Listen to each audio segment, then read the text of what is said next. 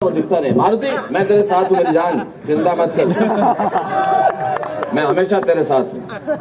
और मारुति, आज मैं तेरे को माइक से वादा कर रहा हूँ, आज के पहले मुझे नहीं पता था कि तू कैसा करता, लेकिन तेरी निराशा को दूर करने के लिए तू अगले वाह भाई वाह के सेट पे होगा, तेरी मैं कविता की शूटिंग करूंगा, ये मैं वादा कर रहा हूँ इस माइक से, धौलपुर से।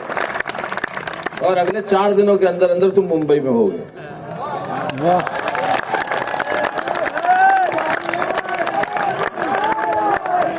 मैं इससे ज्यादा किसी कवि को प्रोत्साहित नहीं कर सकता। 20 तारीख को, मैं तारीख भी बता रहा हूँ, 20 तारीख को बसरा स्टूडियो कांदीवली में तुम अपना एपिसोड शूट कर रहे होगे। ये मेरा तुम्हें सवाल है।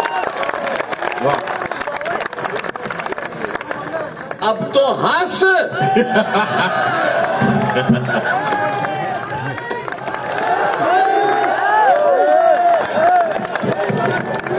जिंदगी में अगर किसी को दे सको तो आशा दो, जिंदगी में किसी को दे सको तो रास्ता दो, जिंदगी में किसी को दे सको तो राह दो, जिंदगी में किसी को दे सको तो प्रोत्साहन दो, जिंदगी में किसी को दे सको तो विश्वास दो। लोगों पर मत हंसो, लोगों के साथ हंसो। किसी पे हंसने की हमें जरूरत नहीं होनी चाहिए, हम लोगों के साथ हंसे, ये संदेश होना चाहिए।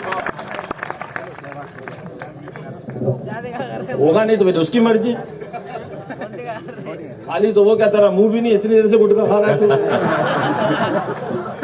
हिंदुस्तान का आदमी, उसका मुंह खाली रहता ही नहीं। बोलता कम है हिंदुस्तान का, कम इसलिए बोलता है। मैं आया होटल में, खुशबू जी आप मिलना है, उसके पहले 2 जने और आए कोई, मैंने कहा और प्रोग्राम, दोनों खड़े हुए, कैसे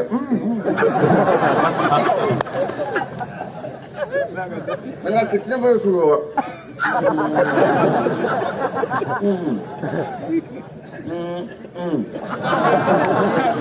अब आप अंदाजा लगाओ क्या 6:30। क्या कर रहे हो यार ये सब, क्या आजकल चल क्या रहा है? क्या चल रहा है आजकल? स्वच्छ भारत अभियान। अरे मैंने कहा क्यों खाते हो यार, खराब चीज है। नहीं, रोज नहीं खाते हैं, कोई ऑफर कर दे तो खा ले। मैंने कहा साथ में कौन है? ये ऑफर करते हैं। सुबह से शाम टीटू एक आदमी रखो ना ऑफर करने के लिए, ऑफर करने। लेकिन वेद अगली बात सुनना तो मजा आएगा, बहुत मजा आएगा। मुझे भी मजा आया था। हमारा राजस्थान का आदमी कितना एक्सपर्ट। अरे बंद कर देना लाइट भाई मेरे, यार क्यों वीडियो कर रहा है, देखो ना। और इतनी बड़ी संख्या में बच्चे और महिलाएं बैठे हैं, ये मोहब्बत है। यकीन मानिए, इससे जीवन में जो छोटे छोटे बच्चे आए, मैं जानता हूँ ये इनकी मोहब्बत। और मैं घमंड और गर्व और अभिमान से नहीं कह रहा, लेकिन गौरव का भाव जागता जरूर है। आप दुनिया के सबसे धनी व्यक्ति को लाके खड़ा कर दीजिए धौलपुर में, चाहे एलन मस्क आ जाए या जेफ बेजोस आ जाए या अंबानी या अदानी आ जाए, ये 4 साल के 5 साल के बच्चे उसे देखने के लिए नहीं आएंगे। ये ईश्वर ने हमारे शारदा का आशीर्वाद।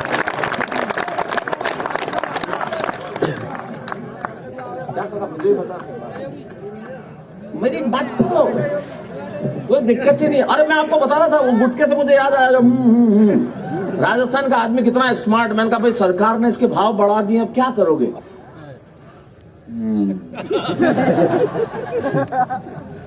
तो भाव बढ़ा दिए तो करोगे क्या, महंगा हो गया। मैंने तो लंबा पॉज लिया 20 सेकंड का। क्या करोगे? आधे घंटे देर से थूकेंगे।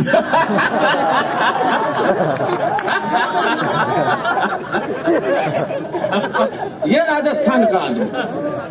और जो संजय कह रहा था कि भारत गौरव मिला लंदन में, या ये मिला, या देश के बड़े बड़े राजनीतिज्ञों ने, हमारे देश के प्रधान ने जो हमारे को सम्मान दिया, वो सब अच्छा लगता है। लेकिन सबसे बड़े गौरव की बात जो मुझे 2 महसूस होती है, वो ये, पहली कि मैं राजस्थान की माटी में पैदा हुआ, मैं यहाँ का बेटा हूँ, राजस्थान मेरी भूमि है। और दूसरी के हिंदी कविता की थोड़ी समझ ईश्वर ने दे के मुझे भेजा। मैं खुद को कवि मानता ही नहीं, कवि तो ये लोग हैं, मैं तो उनको सुनता हूँ, बहुत प्रसन्न होता हूँ। हिंदी कविता की समझ दे के मुझे भेजा। तब पंडित गोपाल दास नीरज कहते हैं कि आत्मा के सौंदर्य का शब्द रूप है काव्य, अरे मानव होना भाग्य है, कवि होना सौभाग्य। और उस कवि को लेकर तो सौभाग्य हमें होना चाहिए। लेकिन क्या तुम्हारा क्या नाम? मोहित, मोहित ना? हाँ मोहित, कविता पढ़ो, मोहित सक्सेना, मोहित अच्छा पढ़ा तुमने, पर इतना चिल्ला के क्यों पढ़ते हो?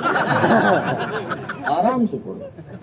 मतलब एक तो क्या है, वेद इन्हें समझाओ कि तुम बिना चिल्लाए भी कितना अच्छा वीर रस उत्पन्न करते हो, कितना बढ़िया ढंग से पढ़ते हो। ये नए लोगों को ट्रेन होना चाहिए। चिल्लाने से वीर रस उत्पन्न नहीं होता, वरना आदत खराब हो जाती, कहीं भी चिल्लाता है फिर आदमी।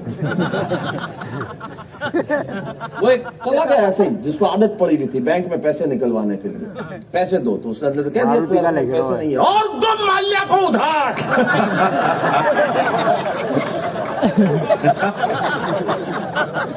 गलत जगह चिल्लाओगे तो ऐसे ही होगा।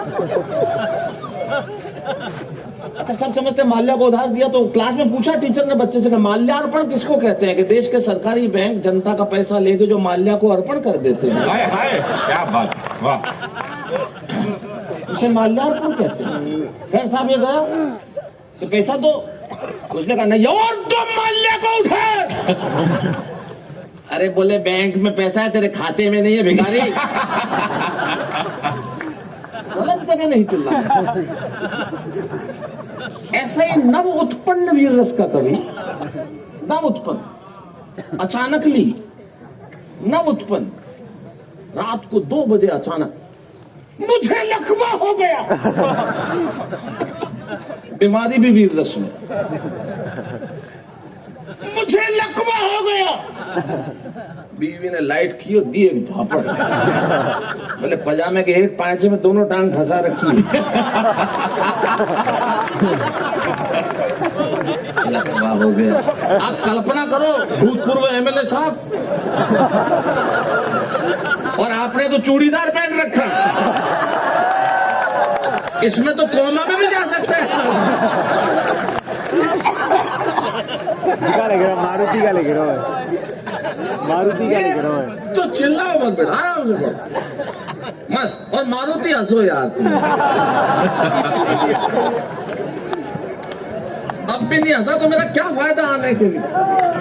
इतनी देर से बेचारा इंतजार कर ले। सबसे बड़ी खुशी की बात यह है खुशबू जी, आप देखिए कि जितने लोग यहाँ पे कार्यक्रम के शुरू में थे, मतलब 2-4 जो निश्चित तौर पे परिवार के लोग थे, उनके अलावा एक व्यक्ति कम नहीं हुआ। ये हिंदी कविता की ताकत। क्या बात, वाह वाह वाह। इस देश में आप बड़े से बड़ा स्टार कोई हो, चाहे फिल्म इंडस्ट्री का, आप 200 करोड़ की फिल्म बना लीजिए, 300 करोड़ की फिल्म बना लीजिए, 10 मिनट में फ्लॉप करके लोग निकल जाते हैं। लेकिन ऊपर से पड़ती है सर्दी, उसके बावजूद इतने हजार लोग 6 घंटे से यहाँ बैठे, ये हिंदी कविता की ताकत। वाह वाह। ये बड़ी चीज है। ये मैं आपकी तालियां बजवाने के लिए नहीं कह रहा, मैं इसलिए कह रहा हूं कि आवश्यक है, ये कहना चाहिए। भाई साहब क्या कब से साइड में से रिकॉर्ड करोगे क्या यार? छुप छुप के रिकॉर्ड की हुई चीजें बहुत खराब होती हैं।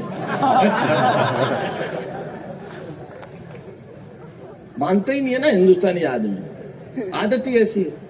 क्या करोगे आप? तूने अच्छी टोपी वोपी लाया देवेंद्र, बहुत बढ़िया किया तूने। अच्छा, आज खुद ने पहनी, बढ़िया किया तूने।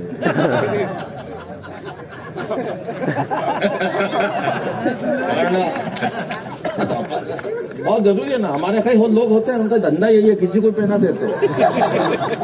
जीवन में मस्ती रहनी चाहिए अपने। तो हमारे मस्ती, आपका आगरा 40 किलोमीटर, ये यहाँ से कितना है? 50 किलोमीटर होगा।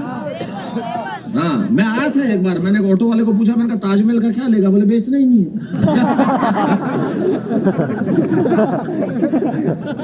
मैंने कहा चलने का? बोले 150 रुपए। मैंने कहा 100 में ले जा। बोले 100 में कौन ले जाएगा? मैंने कहा बैठ पीछे। तैयार हो? सवाल ऐसे क्यों करते हो आप?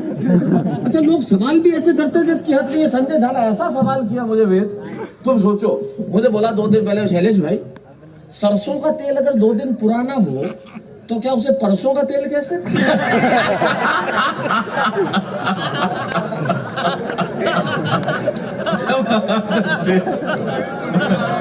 अब ये कोई सवाल हुआ?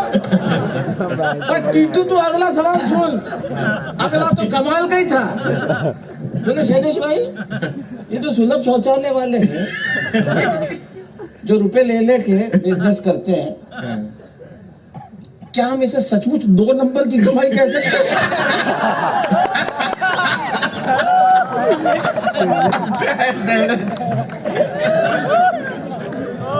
ऐसे सवाल कोई क्या करेगा?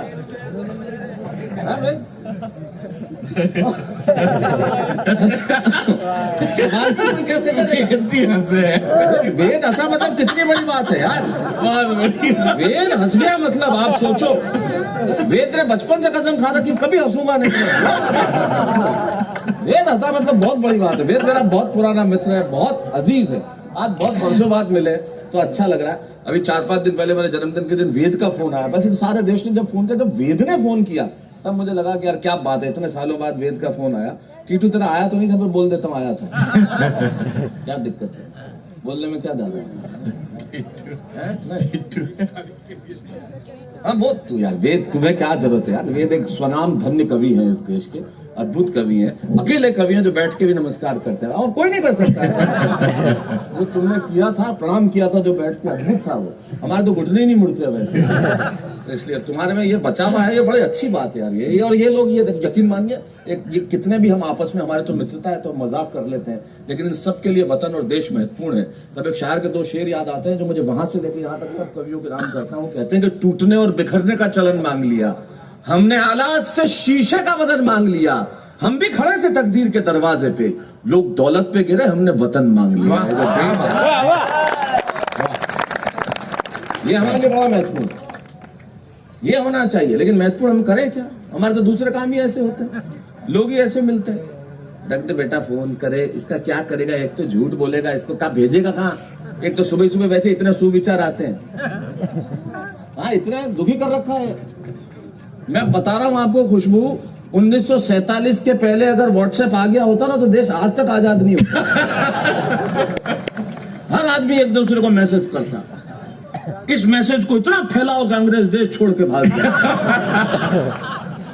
करना किसी को कुछ नहीं, कुछ भी नहीं, दिन भर फालतू के काम इस व्हाट्सएप पे, और कोई नहीं। और ये झूठ बोलने का काम ये फेसबुक और इंस्टाग्राम महा एक नंबर का। मेरी आप इस दर्द को समझना जो मैं हास्य में परोस के आपको कह रहा हूं कि हम लोग व्यक्तियों से बात नहीं करते, चेहरों से बात करते। कोई खूबसूरत चेहरा दिखा नहीं कि वाह, नीचे लाइन लग जाएगी। और ये बहुत पीड़ा के साथ कह रहा हूं, अगर हम चेहरों से नहीं और व्यक्तियों से बात करते तो इस देश में, मेरे मित्र हैं लेकिन दुख के साथ कहता हूं, इस देश में नेहा कक्कड़ जी के 70 मिलियन फॉलोअर और आशा भोसले जी के 4.5 लाख फॉलोअर नहीं होते। 70 मिलियन, 1 मिलियन में 10 लाख होते हैं। 70 मिलियन कितने हुए? 7 करोड़।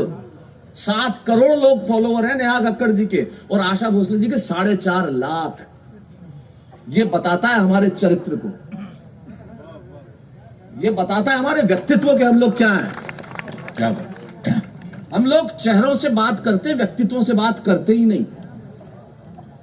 हास्य में लपेट कर कहता हूं आपको, एक छोटा सा उदाहरण देता हूं। मान लो आपको, जैसे अनुसपन, ये अपना फोटो अनुसपन का है, और ये एक स्टेटमेंट डाल देगा, आज मैं पैदल बाजार गई। आजकल तो सब लोग डालते हैं मैंने क्या खाया क्या पिया, ये वो सब करती है।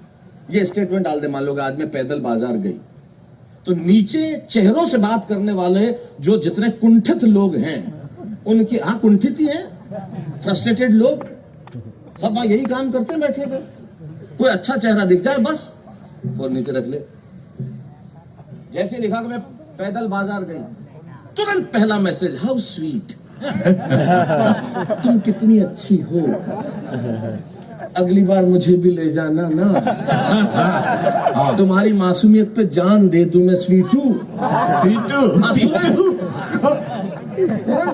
स्वीटू। अब यही मैसेज संजय झाला लिख दे, आज मैं पैदल बाजार गया, तो पहला मैसेज तो,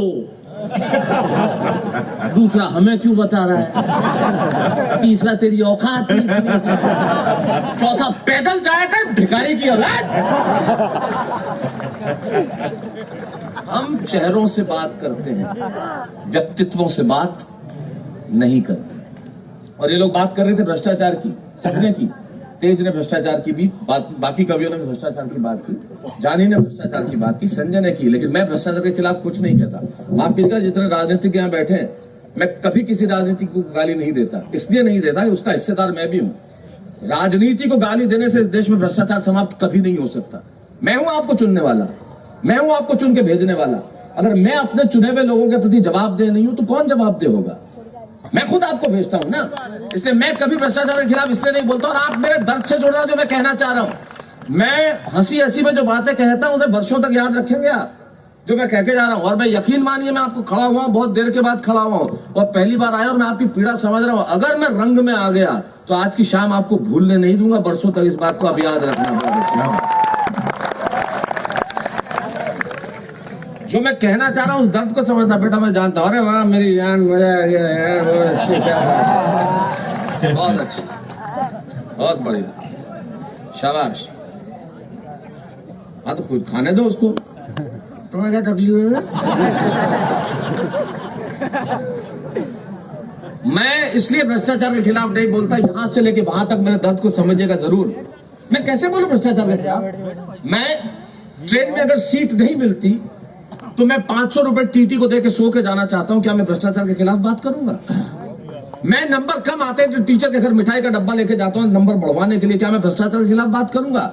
जब इनकम टैक्स भरने की बारी आती है, मैं अपने चार्टर्ड अकाउंटेंट से पूछता हूं मैं पैसे किधर से निकालूं कि मुझे इनकम टैक्स कम देना पड़े, क्या मैं भ्रष्टाचार के खिलाफ बात करूंगा? मेरे घर में बिजली का मीटर तेज चलता है, मैं तार फंसा के उसे धीरे करना चाहता हूं, क्या मैं भ्रष्टाचार के खिलाफ बात करूंगा? टोल टैक्स में मैं 400 रुपए देके बचना चाहता हूं, क्या मैं भ्रष्टाचार के खिलाफ बात करूंगा? सड़क में किसी लड़की को छेड़ता है, मैं बचाता नहीं हूं, क्या मैं भ्रष्टाचार के खिलाफ बात करूंगा?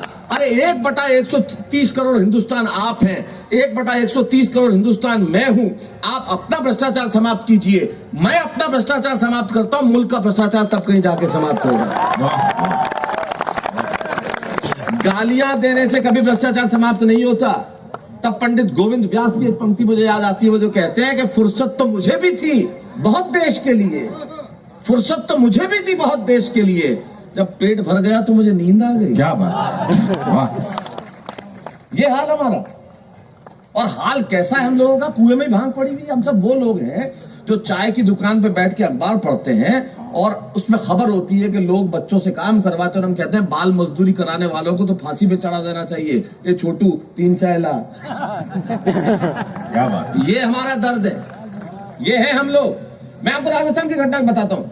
सीमावर्ती जिले में हुआ ये कि ट्रैफिक पुलिस ने एक अभियान चलाया। अभियान ये था कि जो लोग भी, उस जमाने में सीट बेल्ट लागू हुआ नहीं था, ये तो अभी हुआ, तो लोगों में जागरूकता लाने के लिए जो भी सीट बेल्ट लगाएगा उसे हम इनाम देंगे। तो सबसे पहले सुबह सुबह एक गाड़ी आ रही थी, उसको रोका, पुलिस वालों ने रोका और साहब 500 रुपया बोलो। डर गया, पुलिस वाला पैसा दे रहा है, वैसे ही डर गया, क्या हो गया? तो बोले नहीं हमने अभियान रखा है। एसपी साहब आएगा, धर्मेंद्र जी आए या नहीं आए? वो वायरल हुआ है, आज उनको मेरी बात हुई थी, उनको वायरल फीवर हुआ, वो आने वाले थे, हमारे पुराने मित्र हैं वो। तो वो ट्रैफिक पुलिस ने अभियान चलाया, साहब आपने सीट बेल्ट लगा रखा है, इसलिए हमारे अभियान के जो पहला व्यक्ति सीट बेल्ट लगा के मिलेगा उसको हम 500 रुपया देंगे। लीजिए साहब 500 रुपये। क्या करेंगे इन रुपयों का? लाइसेंस बनवाऊंगा। कुएं में ही भांग पड़ी हुई। हम तमाम वो लोग हैं। बेटा जा,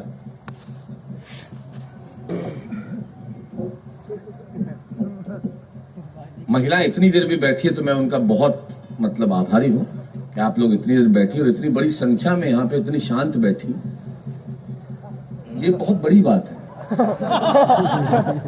क्योंकि एक वैज्ञानिक स्टडी है कि अगर ट्रेन के डब्बे में 4 औरतें बैठी हो तो वो इंजन से ज्यादा आवाज करती है। ये होता है। योगी योगी योगी योगी योगी योगी।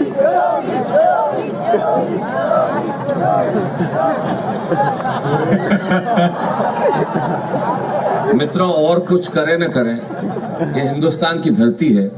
इस वस्त्र के रंग का तो सम्मान कीजिए। ये हमारा गेरुआ है, ये हमारा भगवा है, इसका सम्मान कीजिए। जिसने इसे धारण किया हो, इस रंग का ही सम्मान किया जाना चाहिए, क्योंकि धरती हिंदुस्तान की है। तब मैं कहता हूँ, मैं मोहित नाम है तुम्हारा, मेरी पंक्ति याद कर रहे थे, वो पंक्ति मुझे भी याद आ गई। मेरे को सुना नहीं देता, ठीक था, लेकिन मैं सुना देता हूँ। ये तमाम लोग वेद वाले जब वेद पढ़ते हैं, शशि पढ़ते हैं, ये विषय मेरा नहीं है, लेकिन मैं सुना देता हूँ वो पंक्तियां जो मोहित ने याद की। मैं कहता हूँ कि 130 करोड़ लोगों का देश दुनिया को उठ के एक भाषा बोलते तो उसके बाद किसी की हिम्मत नहीं होगी कि इस देश की धरती पे आके कोई आतंकवादी आतंक बरसा जाए, गोला बारूद बरसा जाए, कोई कसाब आके गोलियां बरसा दे। ये देश खड़ा होकर भाषा बोलते, मुझे खुशी है कि देश को एक ऐसा प्रधान मिला जो ये भाषा बोलना जानता है और सारी दुनिया उसकी भाषा को सुनती है।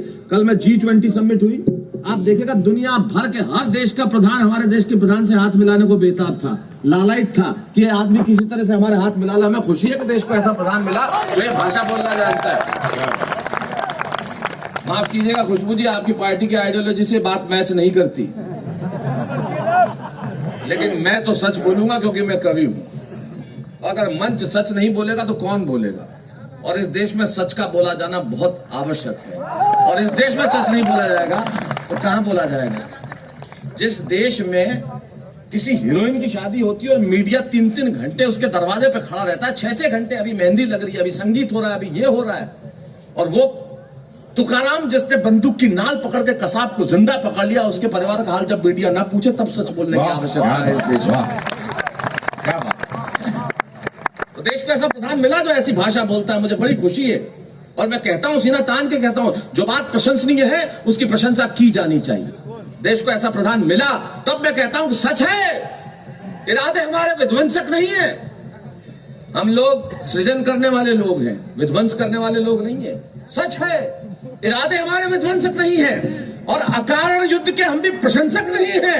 अहिंसा के पुजारी हैं हम, लेकिन सुन ले दुनिया, अहिंसक है हम, नपुंसक नहीं है। बात है, वाह वाह वाह, क्या बात है शैलेश, वाह। ये हमारा देश है। और आप तमाम लोग, आपकी और मेरी जिंदगी में राजस्थान के, आप एक बार इन्हें जाने दीजिए आराम से, महिलाओं को रास्ता दीजिए मित्र।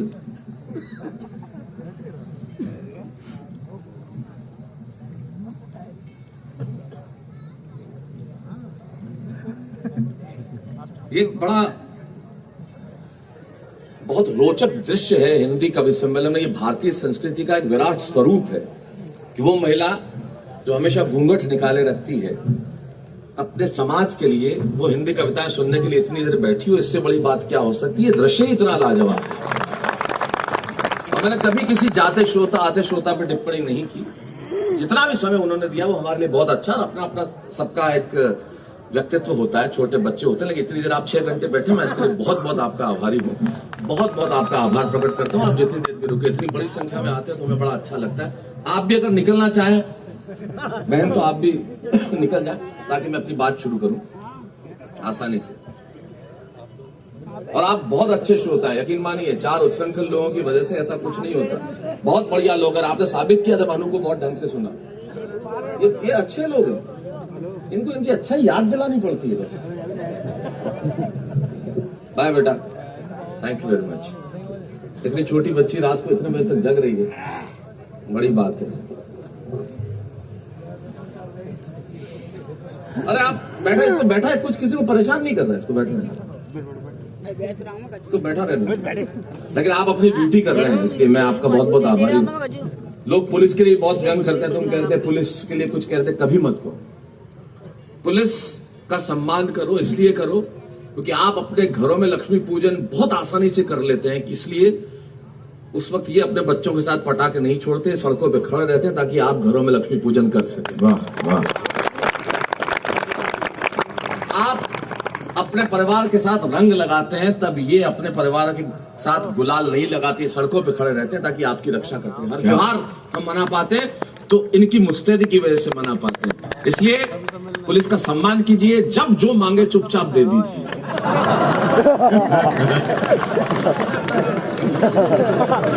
अरे यार गलत अर्थ लगा रहे, मेरे कहने का मतलब है कागज मांगे, जानकारी मांगे, आधार कार्ड मांगे, जो मांगे चुपचाप दे दीजिए। खैर ये मजाक की बात अलग है। अकेला ऐसा विभाग है साहब, आपने शायद इस पे गौर नहीं किया होगा, दुनिया के हर विभाग पे ताला लगता है। पुलिस एक अकेला विभाग है जिसमें कभी ताला नहीं लगता, कभी छुट्टी नहीं होती। ये 24 घंटे आपके लिए मुस्तैद रहते हैं। मैं कहता हूँ इनका एक बार सम्मान कीजिए, ये जिस ड्यूटी को निभाते हुए खड़े रहते हैं। तुम्हें कहा था,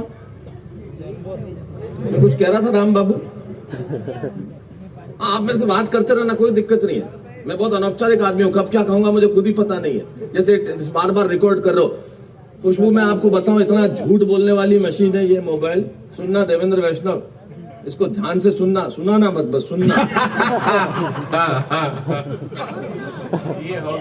बस सुनना। हाँ, ये मुशायरा तो हो ही जाता है, अपना क्या है। ये ऐसा है, ये मोबाइल अचानक कोई पुरुष का स्वर, आप ध्यान से सुनना, जितनी महिलाएं बैठी मेरी बात से इत्तेफाक रखेंगी, आप इससे मुत्तफिक होंगी कि मोबाइल पे अचानक किसी पुरुष का